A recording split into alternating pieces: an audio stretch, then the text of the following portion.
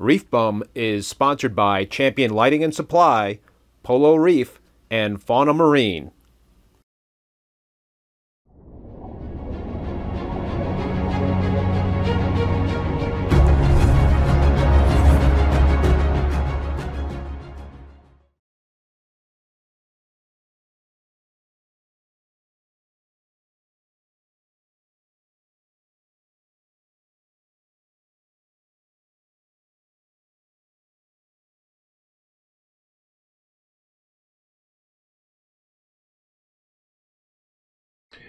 So, we hear this term a lot about, probiotics.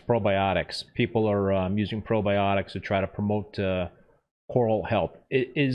What can we do as reef keepers to try to, insulate our corals from getting, disease, from those pathogens overtaking us? So, if you were advising somebody in terms of what to add to their tank to try to probiotically, aid corals, what would you say would be the best way to go? So the number one thing is, an ounce of prevention is worth a pound of cure. Stability, the age-old additive. Every single pathway begins with instability. It could be abiotic. It's a swing, and that is what causes this whole cascade. So number one, not chasing specific numbers, so to speak. Like if you're beginning out, mastering the basics, keeping your tank as stable as possible is number one.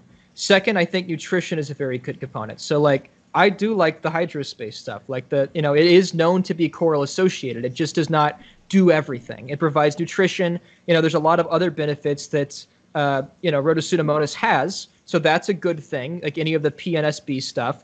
I think the addition of things such as phyto, pods, rotifers, trying to capture, plus the hydrospace stuff, all of that combined, you kind of capture all trophic levels of nutrition. So if the coral is more healthier from a nutritional standpoint, that means it's more likely to have better, basically peak metabolic function, producing the right sugars in the mucus, preventing pathogen recruitment.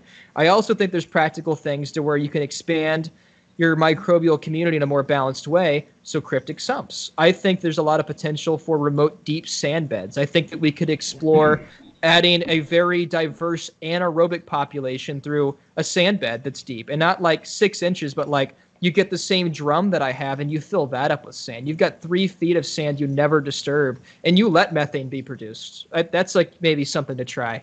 So those are kind of I don't think that there's this silver bullet of something to add. I think it comes from a holistic approach to coral care, and we simply have to rethink these things and view it as a biochemical system. I think trace supplementation is good.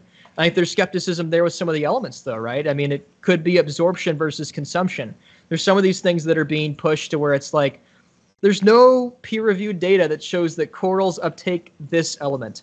There is data showing that rocks can absorb them. For instance, copper.